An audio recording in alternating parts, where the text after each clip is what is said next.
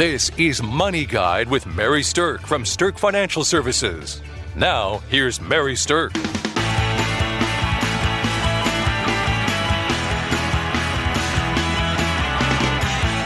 Welcome to Money Guide with Mary Sterk, and today's topic is reasons you might not be able to retire. And with me today, I have financial planner Julie Chadwick. Welcome, Julie. Thanks, Mary, for having me. Absolutely. So, reasons you might not be able to retire sounds like a topic that maybe isn't going to be so fun. Definitely something people don't want to hear. I think you want to take this information and make sure that this doesn't happen to you. Yeah. So, retirement is a big change for a lot of people. There's a lot of planning that goes into most people's retirement. And there are absolutely some challenges and some things that people tend to bump up against when they are planning for and moving into retirement that they might not have really spent quite enough time thinking about. And so that's what we're going to talk about today, help you avoid those pitfalls. So, all right. Julie, start us off. What's maybe the top thing that we see that prevents people from having a strong retirement? Not having enough money. Well, that was probably kind of an easy one for people to figure out, right? And just knowing how much money you need to retire is really what people struggle with. I think that's very true. And I think that is a struggle. I think that it's very, very easy to underestimate how much you're going to need and then feel like you're caught short. And the last thing that you really want to ever feel is maybe you shouldn't have retired. Or the fact that you never want to hear, maybe I'm going to have to go back to work. Yeah, that's not a good one. So, here's the thing is that market downturns are generally what drive people back to work in retirement. So if you have a market downturn, if you have a bear market, which is defined as the markets are down 20% from what their high is, then a bear market combined with you taking money out of your investments can create kind of like a perfect storm of negativity in retirement. Right. If you don't have all your ducks in a row and your money in the right baskets, it can really affect whether you're able to retire or not or stay retired. Absolutely. So when you think about how much money you're going to need, because, on this show, we're certainly not going to tell you a problem without giving you a solution. But when you think about how much you're going to need for retirement, then there's a couple of different tips and tricks that we can share with you that are going to help you estimate that a little bit better and then help you line up your money in a way that you're not going to be so affected by market downturns when they happen. And they are going to happen. That's just part of the money cycle. That's just part of the planning, so. Right. So when you're trying to estimate how much money you're going to need, we kind of like to think about it like there's an easy way and there's a hard way. A lot of times people are thinking that they need the same amount of money to retire as what they've been living on while they were working, and that really isn't the case. Right. It's usually about probably 70 to 80% different. Mm-hmm. That's how much less you're probably going to need because there's factors in there that you're not spending on when you're in retirement. Yeah, so what people most commonly aren't thinking about is that when you're working and you're getting paid wages, then they're taking at least 7.5% of your check out for things like FICA taxes. Right. And when you are retired and you're taking money out from other income sources and they're not wages, you don't have to pay that. So that's a big chunk of money. It is. So you can go 7.5% less income into retirement and have exactly the same lifestyle as you did before you retired. Right. And you can think about all the other things that are taken out of your check, like if your savings in your 401k or your health insurance, things like that. Those are all factors that play into not expenses you're going to have in retirement. Right. And that 401k, Julie, that you just said, that's a big one because a lot of people, by the time they get to retirement, they're contributing a healthy percentage of their income to their 401k plan. Might be 10 or 15%. So if you're contributing 15% and you also don't have to pay FICA, now there's over 20% of your income that you don't have to have coming in retirement, and you still have exactly the same kind of retirement lifestyle that you had before you stopped working. So that's one thing to keep in mind. So if you're planning for it, then to kind of equalize where you are now, probably be looking, like Julie said, somewhere in that 70 to 80% range of what you're making now for what you're going to need. Now, the hard way to do this is to actually create a full-fledged budget. And that usually is the plan that kills everybody. They're like, Right. budget, I'm not going to do it. It's the B word in our world. It's probably the number one thing that people do not want to come to terms with or say or sit down and do a budget. Right. Yeah. And people kind of shamefacedly look at us and are like, well, I know I should live on a budget, but I don't. And the truth is, if you haven't been living on a budget, you're sure not going to start now. Not a good time to try and start one when you're planning retirement. So Right, exactly. So that is the hard way. Yeah. And the good news about that is you don't actually have to do one. There's an easier way to do this, and we call it an income gap assessment, where what we just look at is, well, what's the net income coming into your household now? What sources of money are you going to stop having? What new sources of money are going to start? What expenses are going to go away, like we just talked about? And then what new expenses will start? Like, you're probably not used to paying for a Medicare supplement policy, but maybe you are used to paying for health insurance. Mm-hmm. So we look at kind of those net differences. And so we have a great process to figure out what the gap is going to be in retirement, kind of using those factors.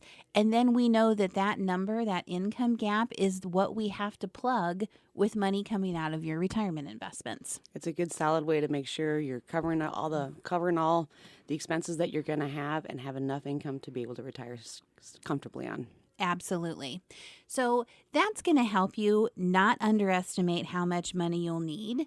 And it's going to help you know that there is an easier path to figuring some of this out. Now, the other piece of this that we mentioned was, in a market downturn, if you're taking money out of your accounts, that can cause this perfect storm of problematic issues in your retirement.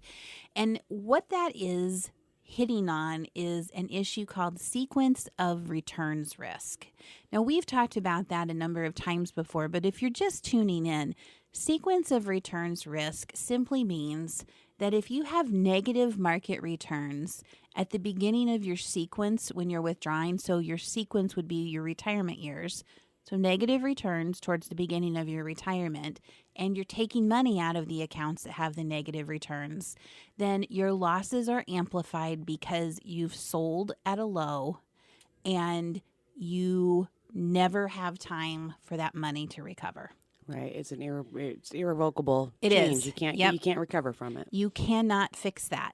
So in order to protect yourself against this sequence of returns risk, and I know that a lot of listeners out there right now are worried about that because of recent market volatility.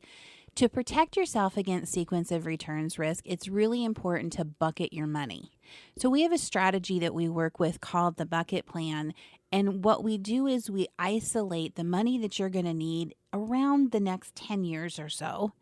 And we help you reinvest that into things that are more conservative and not so exposed to market risk. And then that's the bucket of money that we would intend for you to utilize and spend from over the next 10 years. It lets everything else that you have be in a later bucket, and the later bucket is going to have more market risk and more market exposure.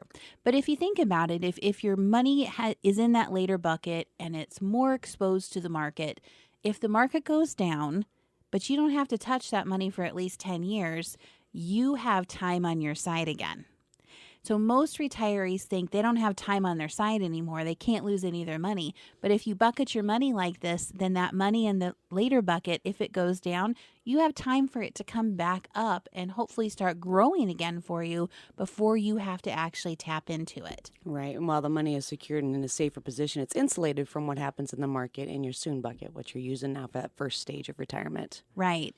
So if you want to make sure that you're protecting yourself against the possibility of having to go back to work during retirement, absolutely reach out and give us a call. We can help you strategize your income gap and then we can help you set up a bucket plan to make sure that you've allocated your money in a way that helps prevent against this sequence of returns risk. If you don't want to have to do a budget, there's an easier way you can come have us help you with that too. Exactly. Absolutely. All right. So if you are one of those people, though, that are spreadsheet junkies, or you and the Excel program on your computer are the best of buddies. And I know there's some of you out there, because there's a couple people in our office that are like that.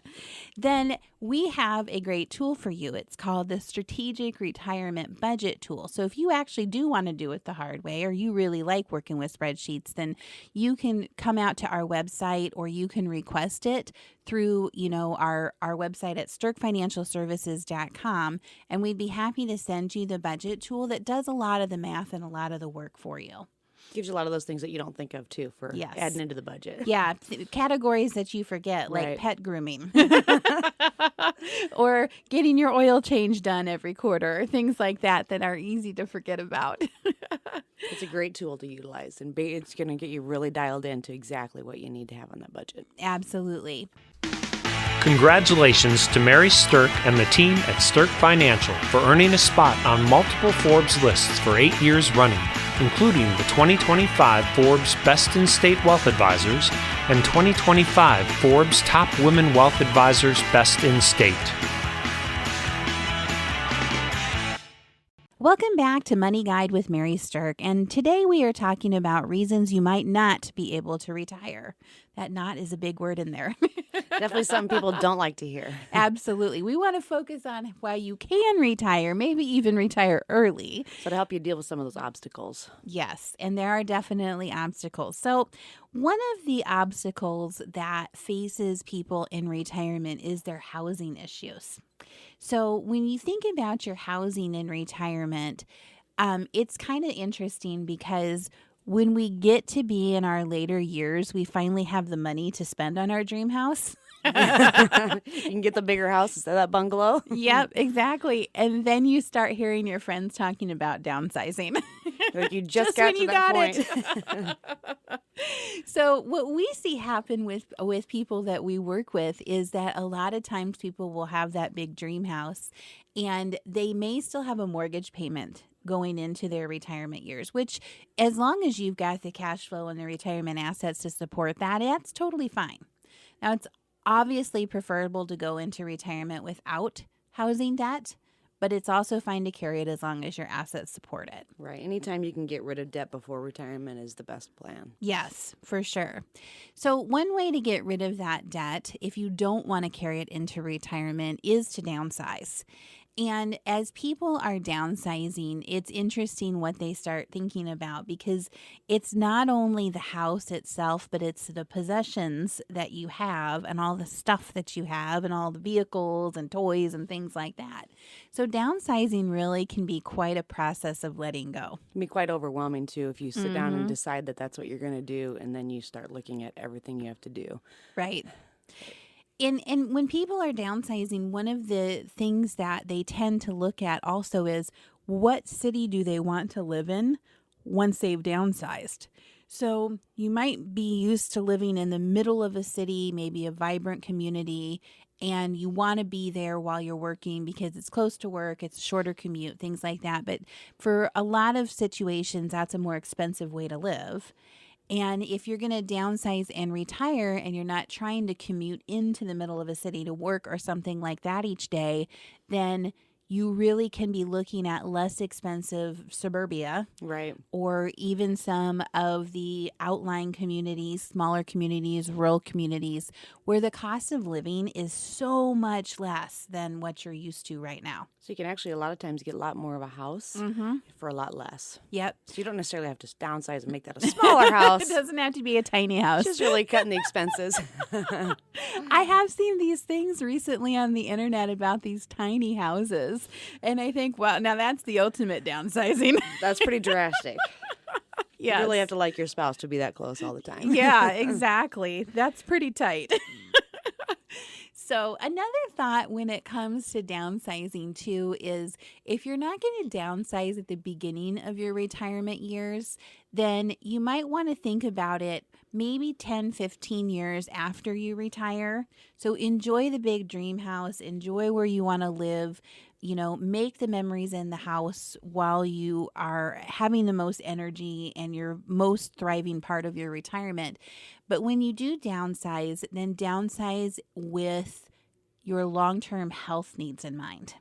So a lot of people will downsize to a kind of a graduated, stair-stepped way of living. So independent living within a retirement community first, then assisted living, and then if you need it in the future, maybe that can easily transition to more nursing care, nursing home, or something like that. So sometimes that'll be a factor into where you retire to as far as the city, because you might want to keep an eye on the different places that are more desirable than others. Yeah. And then another thing in terms of where you live is also airports. So what we see a lot of times is that our retired clients are spending the majority of their travel time flying to see kids and grandkids. And so if you're going to pick where you want to live and it's not in the same town as kids and grandkids, then proximity to an airport that has good, easy flight schedules is kind of a nice feature too. Right. And these are a lot of times things that people don't think about, but in all in all, it'll simplify everything down the road. Yep, absolutely. All right, another reason that you might not be able to retire is if the investments you have aren't working for you as hard as they can be. So obviously, we all want to get the best return on our investment dollars. There's no doubt about that. That's definitely a big factor to be able to help you to retire at the right time as well. Most definitely. And so there's a few things that chip away at the intensity at which your money has the ability to work for you. One of them is not checking for performance and quality on a regular basis. And the other thing is investment fees. So, you hear a lot, if you're paying any attention in the investment world, you're hearing a lot about fees and fee disclosures and fiduciaries and things like that. And the absolute truth of the matter is fees make a difference. Right. And it's really surprising, actually, on how many people come in and we say, what are you paying in fees to your advisor for this product? And they really have no idea. Yeah. And I think that that's a little bit of a black eye in the financial industry, because I don't think that most financial advisors, I don't think that most firms are out there actually explaining all of the different fees inside of the accounts. And if you are working with a fiduciary like us or anybody that is a fiduciary, they should be disclosing all of the fees so you do have a really clear picture of how the fees work inside your investments. Now, hear me saying this, and if you take nothing away from this part of the discussion, this is the most important thing to remember. Just because it's the lowest fee does not mean it's the best investment. Right. There are a lot of very low or no fee investments out there that are totally junky when it comes to their actual returns. So don't let the fee be the thing that makes the final decision, but let it be part of the discussion. Right. You have to understand why it's important. If you are going to pay more, what is the reason that you're paying more? Are you protecting from something? Are you protecting your assets? And then it might be worth it for a portion of your money. Right. Or are you paying for a service of some type? Right. Do you want to do it yourself? If so, there are a lot of good low fee options out there that you can do it yourself. But if you're going to need help, and let's face it, money is complex. Investments are not so easy to understand. And having a good retirement plan isn't something that you can just go whip out without any advanced knowledge of how retirement planning works. Right. It's a completely different bear from the years of accumulation. That's a lot of times when you can do it yourself and you can keep an eye on it because you're just accumulating. But when you turn on the retirement trigger, that's the big factor. Absolutely. And so it's worth it sometimes for certain people to pay fees in their investment planning because they want somebody to hold their hand and be their collaborator and their partner. They want a financial planner to be there with them on that journey. Right. To have that set of eyes on there and making sure you're on the right track or to help you get on track is the key what a financial planner is going to do for you. Absolutely. And Julie just led us right into the last point that we want to make about reasons you might not be able to retire, and that's not having a good plan. So a good plan for retirement is going to include a handful of different things. Number one, it's going to help you allocate your money in a way to protect against that sequence of returns risk that we talked about earlier. If your advisor is not talking to you about that, then there's a problem. Number two, it's going to help you forecast how much money you're going to need to carry you through retirement, including things like an inflated cost of living. As time goes by, things just get more expensive. Every year they get more expensive, and that's one thing that we see a lot of times that's not included in the planning. Number three, you've got to get your estate planning ducks in a row. There are legal documents that are going to help your family when you are no longer there, or help them if you're no longer able to handle your own affairs. It is a gift to your family to get these things done. And when you are planning for your retirement, all of those pieces come into it together. And then the last piece of it is doing that performance checking on your investments. Investments are cyclical. Sometimes they're good and sometimes they're not so good. And what you bought 15 years ago might not still be the best thing for you. It might not be performing as well as it should. So performance checks, having somebody show you how it's doing compared to the rest of the investment world, that's an important piece of having a good, strong retirement plan. It's just like going to the doctor. You need that checkup to make sure you're still doing okay. And that's exactly what you're doing with your finances too. It's like a physical. Yep. A finance physical. I like it. A lot less painful because, you don't have to go to that doctor's office. There you go. All right. So we've covered a lot of things about reasons that you might not be able to retire. But we do have, for those of you who are interested, a seminar coming up. We have availability on January 29th and 31st for a retirement readiness seminar. So if these things are sparking an interest for you and you want to hear more about what to do to be ready, then join us at that seminar. Reservations are required though, so you would need to reserve that through our website at Sterk Financial Services. We'd love to see you there and come learn a little bit about how to get ready for retirement so these challenges do not make you say, oh no, I wasn't quite ready. Thanks for listening to Money Guide with Mary Sterk. Sterk Financial Services celebrated 20 years in 2024. The views expressed are not necessarily the opinion of your audio provider and should not be construed directly or indirectly as an offer to buy or sell any securities or services mentioned herein. Investing is subject to risks, including loss of principal invested. Past performance is not a guarantee of future results. No strategy can ensure a profit nor protect against loss. Please note that individual situations can vary. Therefore, the information should only be relied upon when coordinated with individual professional advice. Securities and investment advisory services offered through Osaic Wealth, Inc., member FINRA, SIPC. Insurance offered through Sterk Financial Services, which is not affiliated with Osaic Wealth. Osaic Wealth is separately owned, and other entities and/or marketing names, products, or services referenced here are independent of Osaic Wealth. The rankings for the Forbes Best in State Wealth Advisors list by Shook Research is based on due diligence meetings to evaluate each advisor qualitatively, a major component of a ranking algorithm that includes client retention, industry experience, review of compliance records, firm nominations, and quantitative criteria, including assets under management and review generated for their firms. The Forbes ranking of America's top women wealth advisors is based on an algorithm of qualitative and quantitative data, rating thousands of wealth advisors with a minimum of 7 years of experience and weighing factors like revenue trends, assets under management, compliance records, industry experience, and best practices learned through telephone and in-person interviews. There is no fee in exchange for rankings. Forbes is a trademark of Forbes Media, LLC. All rights reserved. Rankings and recognition from Forbes, Shook Research are no guarantee of future investment success and do not ensure that a current or prospective client will experience a higher level of performance results, and such rankings should not be construed as an endorsement of the advisor.